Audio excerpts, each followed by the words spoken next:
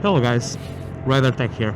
So, the topic I will bring today to you is a topic that every new rider experiences.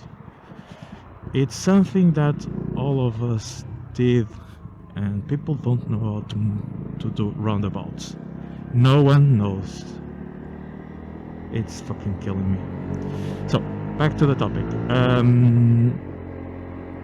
If you are thinking about buying a motorcycle, starting to ride a motorcycle, you are looking at taking a license and then buying a motorcycle, or sometimes you do the opposite, or you are one of the lucky ones that grew up on a household with people with bikes and you started on the dirt, so you already have experience and you just need to do your road tests.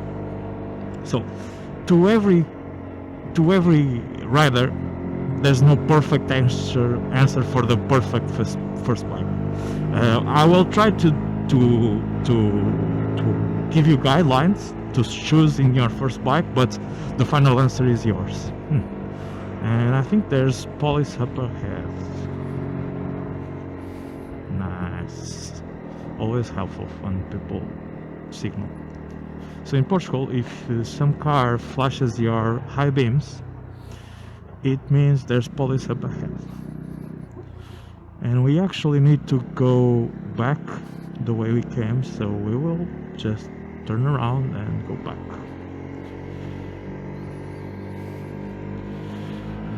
Okay, back to the topic. So, the perfect first bike. So, first things first, everybody agrees on one topic, and this is independent of where you live, what kind of license there is in your country, is get a cheap bike if it's your first time riding. You will drop it, it will cost you money. If you buy an expensive bike, you will have no money to buy equipment also, so you will be using crappy equipment and you will hurt yourself and probably don't ride anymore. So first things first, get a cheap bike, and afterwards think about getting a better bike. So with that out of the way, let's go to the first elephant in the room. People from the United States cannot recommend a bike to Europe guys because, guys, you have no tier license. You don't know what it's like to need to start on a small cc bike, even if it's worse bike than a bigger bike. There's some. I am a user of Reddit, and the amount of recommendations for bigger bikes, for 700 stuff like that as the first bike is incredible. People don't remember that some countries require you to start on a 125. That's the first bike you will have access to, and you will only have access to unrestricted licensing afterwards. So people, nothing against you, but be aware that countries have laws, and those laws dictate the first time you need the first things you need to do on the bicycle, on the motorcycle journey, and you should first check that. So with that out of the way, let's talk about the tier license experience that most of Europeans have. So you have normally three categories: A1, A2 and A. Basically, A1 is 1 to 5. It's limited in power to 15 horsepower. And after that you have A2, and A2 is limited in power and weight. If the bike exceeds the power to weight ratio, it will probably classify it as an A bike. So you have extreme cases of, for example, a two-stroke 1 to 5 that can be classified as an A bike an unrestricted bike because it's too light for the power it has. So that's the stuff. So basically, with an A license, you can ride whatever you want. That's it. These tiers are also age restricted, so you can get the A license at 16, the A1 license, sorry, at 16. The A2 it's at 18, and I think the A5 it's at 25. Sorry, or 23. I don't know for sure. I will correct it in post. So, what does this mean? It means that your first bike, first of all, will be detected by how old you are. If you are 16, you can basically get a 1 to 5 and be happy that you have the parents that allow you to drive a vehicle that is capable of highway speeds at 16. For a European, that's huge, very huge.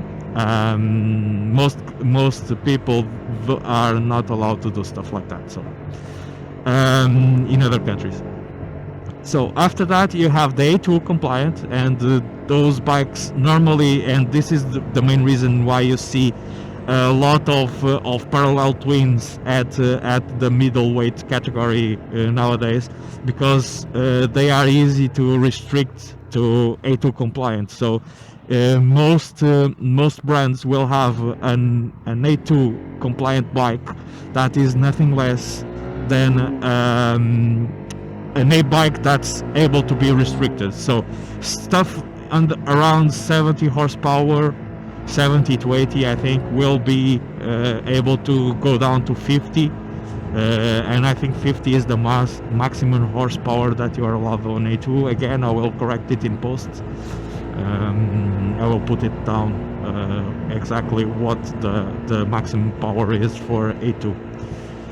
So that's the reason that you will see a lot of people, especially when you are talking about A2, recommend a middleweight bike to people, because basically you can actually, after you buy it, just remove the restriction, update the title, and it will be again an unrestricted bike.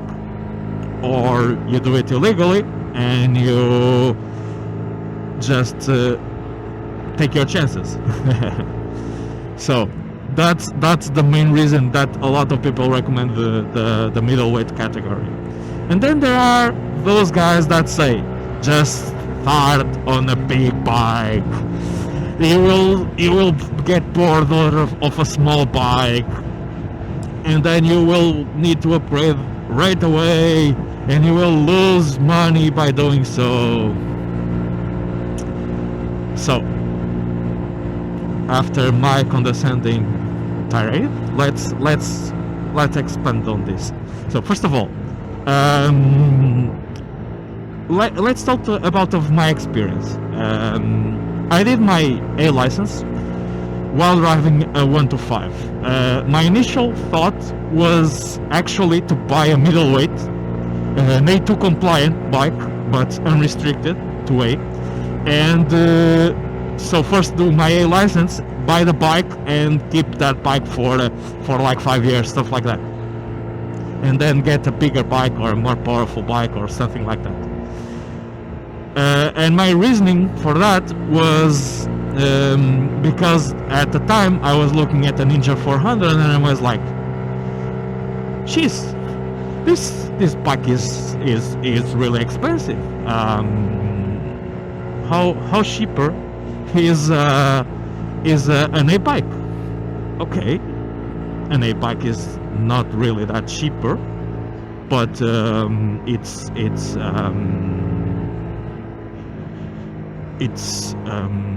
how do I say it? It's a forever bike, so I would use it for longer. So and it will be easier to sell. More people with a license. And then I was like,